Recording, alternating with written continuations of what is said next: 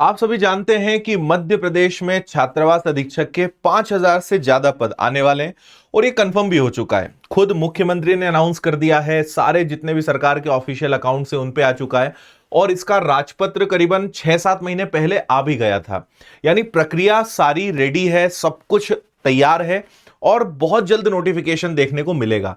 तो जब मैंने पिछली बार वीडियो डाला था तो आपके कई सारे कमेंट्स आए थे कुछ डाउट से रिलेटेड, तो आज उन पर बात करेंगे। जैसे आपको जो कंफ्यूजन है वो ये पॉइंट है कि भाई परीक्षा के चरण क्या क्या हो सकते हैं, कौन कौन फॉर्म भर सकता है, आयु सीमा क्या रहेगी, एक्सपेक्टेड एग्जाम पैटर्न क्या रहेगा, कौन से विभाग इसमें किस विभाग में आता है, स्वीकृत पदों की संख्या कितनी है कि भाई कितने पद किस किस पद में आ सकते हैं वो मैं आपको बताऊंगा, और नोटिफिकेशन कब आ सकता है। तो इन सब पे बात करेंगे। मैंने पहले भी कुछ वीडियोस डाले हैं, आप ये जरूर देख लीजिएगा। जैसे ये वीडियो है, इसमें सारी चीजें काफी डिटेल में बताई भी हैं, बहुत सारी बातें हम इसके पहले कर चुके हैं, तो आप इनको भी देख लेना, है ना। तो आइए शुरुआत करते हैं। सबसे पहले जो जनजाति गौरव दिवस था, उस दिन मुख्यमंत्री जी ने अनाउंस किया कि हम 5,000 छात्रावास अधीक्षक के पदों पर भर्ती करेंगे और जनवरी फरवरी में काफी हद तक उम्मीद है कि इसका नोटिफिकेशन निकाल दें। इस सब की शुरुआत काफी पहले से हो चुकी है, क्योंकि 7 महीने पहले छात्रावास अधीक्षक को लेकर राजपत्र जारी हुआ था। मैं आपको वो भी दिखाता हूं, ये देखो। मध्य प्रदेश जनजाति अनुसूचित जाति छात्रावास अधीक्षक सेवा एवं भर्ती नियम 2025, ये करीबन 6-7 महीने पहले ऑफिशियल आया था, जिस पर मैंने वीडियो भी बनाया था और इसमें सारी चीजें लिखी हुई हैं, है ना। तो आप काफी सारी चीजें इसके अंतर्गत पढ़ोगे। तो ये तैयारी तो भाई सरकार की काफी पहले से चल रही थी, जैसा मैंने पुराने वीडियो में भी कहा कि वो एक सही समय को ढूंढ रहे थे कि कब इसकी घोषणा की जाए। तो इसमें सब कुछ लिखा हुआ है, मैं आपको इसी की समरी पूरी बताऊंगा कि इसमें क्या क्या है। तो इसमें प्रॉपर तरीके से लिखा है कि कौन से पद रहेंगे, है ना, और कितनी उनके कौन से विभाग के अंतर्गत वो आएंगे, उनमें कितने पद रहेंगे। तो ये सब चीजें मैं आपको अभी बहुत शॉर्ट और सिंपल तरीके से बताता हूं, ठीक है। तो पहली बात तो यह कि इसमें परीक्षा की स्टेप्स क्या रहेंगी। तो इसमें 2 चीजें रहेंगी, पहले पात्रता परीक्षा होगी, फिर चयन परीक्षा होगी, और उसके बाद फिर डॉक्यूमेंट मेडिकल जो सामान्य प्रोसेस होती है। दिक्कत यह है कि ना राजपत्र में ना कहीं पर भी अभी इसका कोई सिलेबस मेंशन नहीं है ना। लेकिन तैयारी अगर अभी से करना है तो क्या करें वो भी मैं बताऊंगा। देखो, इसमें एक तो सहायक संचालक के पद आएंगे जो ग्रेजुएशन जिसके लिए क्वालिफिकेशन रहेगी, और महाविद्यालयीन छात्रावास अधीक्षक आएंगे जिनके लिए स्नातकोत्तर यानी पोस्ट ग्रेजुएशन रहेगा। फिर सीनियर छात्रावास अधीक्षक के पद रहेंगे जिनके लिए स्नातक यानी ग्रेजुएशन रहेगा, और जूनियर छात्रावास अधीक्षक के पद रहेंगे जिनके लिए 12th लेवल यानी 12वीं पास अगर विद्यार्थी है तो वो इसकी परीक्षा दे पाएगा, ठीक है। मिनिमम एज 21 ईयर्स के आसपास रहने वाली है। अब जो क्या हुआ कि हमने भाई मध्य प्रदेश में तो इसका कोई पहले एग्जाम कभी हुआ नहीं, जो राजपत्र है या जितनी भी जानकारी आई उसमें कहीं भी इसका एग्जाम पैटर्न का कोई जिक्र नहीं था। तो हमने जो दूसरी राज्यों की छात्रावास अधीक्षक की परीक्षा होती है उन सबको ध्यान में रखते हुए कॉमन सब्जेक्ट्स निकाले, जो सब्जेक्ट्स आ सकते हैं, जो आप अभी से तैयारी कर सकते हो, क्योंकि यही सब्जेक्ट रहेंगे।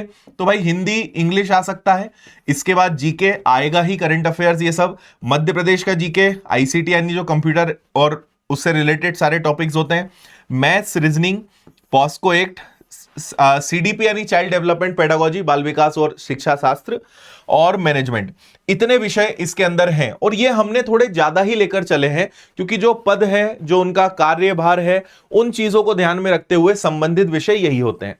और जो अन्य राज्य हैं उनमें भी लगभग यही सारे सब्जेक्ट्स आ रहे हैं, कोई कम या ज्यादा। दूसरी बात कि हमने सब्जेक्ट थोड़े से एक्स्ट्रा ही लिए हैं, मतलब ये हम हायर साइड ले रहे हैं कि हो सकता है पूरे 10 सब्जेक्ट ना आए, इसमें से 7 आए या 8 आए, तो हम 1-2 सब्जेक्ट ज्यादा लेकर चल रहे हैं। क्योंकि जब नोटिफिकेशन आएगा उसके बाद मान के चलो कि 1-2 महीने का समय मिलेगा आपको तैयारी के लिए, जो कि बहुत कम होगा। इसलिए पहले से प्रिपेयर आपको रहना पड़ेगा, तभी आप इसमें सफलता ले पाओगे। तो अभी से तैयारी कर दोगे तो भीड़ में आप भीड़ बनकर नहीं रह जाओगे, भीड़ का हिस्सा नहीं रहोगे। और अगर नोटिफिकेशन आया 2 महीने बाद एग्जाम है, तब तक आप बहुत लेट हो चुके होंगे। तो इसलिए तैयारी अभी से शुरू करनी है। विषय यही रहेंगे, इनमें से कुछ कम ही होंगे, नए कुछ आने की संभावना नहीं है। और अगर रहेगी तो हम हैं, जो आखिरी समय में यही फायदा है कि अगर आखिरी समय पे कोई पैटर्न में चेंज हुआ, कोई नई चीज आ गई, तो बाकी लोग इन सबको पढ़ेंगे। आप क्योंकि पहले से तैयार होकर बैठे हैं, तो जो नया है बस वही आपको पढ़ना है। तो इसलिए पहले से तैयारी करनी है अगर इसमें आपको सिलेक्शन लेना है तो। और विनर्स की ऐप पर हमने इसका कोर्स भी चालू कर दिया है, आगे जानकारी मैं आपको दूंगा। देखो, जो पात्रता परीक्षा होगी उसमें यह कंफर्म है कि जो पात्रता परीक्षा है उसमें जो सारी कैटेगरीज हैं उनके लिए 50% अंक लाना है और अनारक्षित यानी जनरल वालों के लिए 60% है। जो चयन परीक्षा रहेगी उसमें 40% है और ये 50% हो जाएगा। ठीक है, और फिर इसकी वैधता जो है वो लगभग 3 वर्ष तक, जैसे पात्रता परीक्षा की वैधता हमेशा रहेगी, चयन परीक्षा की जो वैधता है वो आपकी 3 इयर्स की रहेगी, 3 साल की रहेगी। किस विभाग में आता है, तो ये जनजाति कार्य विभाग के अंतर्गत आता है। अब मैं पदों की संख्या की बात कर लेता हूं, तो जैसे आप यहां देखेंगे अपर संचालक, ये जो राजपत्र है उसी के अंदर सब दिया हुआ है, मैं अपने मन से कुछ नहीं बता रहा हूं, सब कुछ आपको इसके अंदर दिखेगा, है ना। तो इसी को मैं आपको वहां पे दिखा रहा हूं। तो जो अपर संचालक है उसका मात्र 1 पद है, और ये मैं क्या बात कर रहा हूं, स्वीकृत पद, कि जो स्वीकृत पद है यानी इतने पद स्वीकृत हैं। अब उसमें से सरकार कितना मान्य करती है, लेकिन दूसरी बात है कि 5000 पद की स्वीकृति तो उन्होंने दे दी है ना। फिर इसके बाद अगर संयुक्त संचालक देखें तो उसके मात्र 2 पद हैं, संभागीय उप संचालक के देखें तो उसके 10 पद हैं, सहायक संचालक छात्रावास के देखें तो 20 पद हैं, अतिरिक्त सहायक संचालक के 75 पद हैं, महाविद्यालयीन छात्रावास अधीक्षक और पूर्व परीक्षा पूर्व प्रशिक्षण केंद्र के 369 पद हैं। फिर सीनियर छात्रावास अधीक्षक के सबसे ज्यादा 2726 पद है भाई। ठीक है, ये तृतीय श्रेणी के अंतर्गत आता है, सैलरी और सारी चीजें इसमें शानदार है। तो सीनियर छात्रावास अधीक्षक, कन्या शिक्षा परिसर, क्रीड़ा परिसर, ज्ञानोदय विद्यालय, सीएम राइज स्कूल, उत्कृष्ट विद्यालय, ये सब इसके अंतर्गत आते हैं और ये भी सब उसी का हिस्सा हो जाएगा। फिर जो जूनियर छात्रावास अधीक्षक है इसके भी अच्छे खासे संख्या में पद हैं, 1965, और ऐसे टोटल 5178 स्वीकृत पद हैं, और 5000 का सरकार कह चुकी है कि हम 5000 पद निकालेंगे, यानी लगभग संभावना है कि ये सारे पदों पे भर्ती हो सकती है या थोड़ा बहुत कम होगा, लेकिन 5000 के आसपास पद आपके आने हैं, जो कि ऑफिशियल कंफर्म हो चुका है। तो ये सारी चीजें हैं। अब आखिरी सवाल जो आपका है कि नोटिफिकेशन कब आ सकता है, एग्जाम कब हो सकती है, तो बहुत हद तक संभावना है कि जनवरी में। वैसे तो जो मुख्यमंत्री ने घोषणा करी वो है कि जनवरी बोला है, पर थोड़ा बहुत अगर आगे पीछे कर लें तो मुझे लगता है जनवरी फरवरी के आसपास इसका नोटिफिकेशन निकलेगा, और नोटिफिकेशन निकला तो 2 महीने के अंदर अंदर इसकी परीक्षा होने की पूरी संभावना है। तो अगर फरवरी में भी नोटिफिकेशन निकलता है तो आप मान के चलिए कि मार्च या अप्रैल में इसकी परीक्षा हो जाएगी, है ना, क्योंकि अभी जितनी भी परीक्षाएं हुई हैं उन सब में नोटिफिकेशन निकलने के 1-1.5 महीने के अंदर परीक्षाएं हुई है, समय बहुत कम मिला है। इसलिए मैं आपको समझा रहा हूं कि एंड टाइम का वेट मत करना, कुछ नया पैटर्न आ गया, नया सब्जेक्ट आ गया तो बस वही पढ़ना रहेगा, बाकी कॉमन चीजों के लिए आप तैयार रहोगे। और अगर सब कुछ ही छोड़ के चलोगे तो 1-1.5 महीने में आप कुछ नहीं कर पाओगे।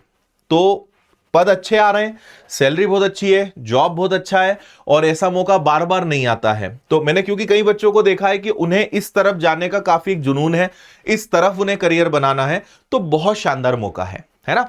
अब बात उठती कि आप इसकी तैयारी कैसे कर सकते हो, तो विनर्स के एप्लीकेशन पर छात्रावास अधीक्षक का कोर्स हम दे चुके हैं, और अभी स्थापना दिवस में हमने इसकी फीस काफी कम कर दी है, तो मात्र 488 में आपको पूरा कोर्स मिल जाएगा, ऑल सब्जेक्ट, ऑल सिलेबस, हर एक चीज के प्रॉपर लेक्चर्स। तो विनर्स ऐप पर जाएं, पूरे सिलेबस को आप अच्छे से पढ़ना शुरू करो, और नोटिफिकेशन के पहले अपने आप को तैयार करो, क्योंकि दिसंबर चालू हो चुका है और जनवरी एंड या फरवरी में नोटिफिकेशन आ गया तो मार्च अप्रैल में परीक्षा हो जाएगी। और पढ़ने को बहुत कुछ है, छोटा सिलेबस नहीं है, टाइम लगेगा आपको पढ़ने में, इसलिए अभी से शुरू कर सकते हो आप। ठीक है, बाकी व्यापम का फाउंडेशन कोर्स है, सभी विषयों की किताबें हैं, टेस्ट सीरीज हैं, ऑफलाइन पढ़ना है तो आप इंदौर आ सकते हो। तो ये सब कुछ आपको विनर्स ऐप पर मिल जाएगा। तो विनर्स की एप्लीकेशन पे जाइए और यहां से कोर्स ज्वाइन करिए, ऑफलाइन पढ़ना है, किताबें चाहिए, तो सब कुछ आपको मिल जाएगा। तो उम्मीद करता हूं कि आपके अब बहुत सारे प्रश्नों का जवाब इस वीडियो से मिल गया होगा। अभी भी अगर कोई आपके सवाल बच गए हैं तो कमेंट करिएगा, और अभी जाइए विनर्स की एप्लीकेशन डाउनलोड करिए और बहुत कम फीस में कोर्स में जुड़िए और शानदार तरीके से अपनी पढ़ाई चालू करिए। और 9 दिसंबर तक फीस कम है ऑफर के कारण, उसके बाद फीस वापस जो पहले थी बढ़ जाएगी, तो इसीलिए उसके पहले अगर आप चाहते हैं तो कोर्स लेके अपनी तैयारी में 4 चांद लगाइए। बाकी मिलते हैं एप्लीकेशन पर, और कोई नई जानकारी आती है वो आप लोगों के लिए मैं लेकर आऊंगा। थैंक यू, जय हिंद।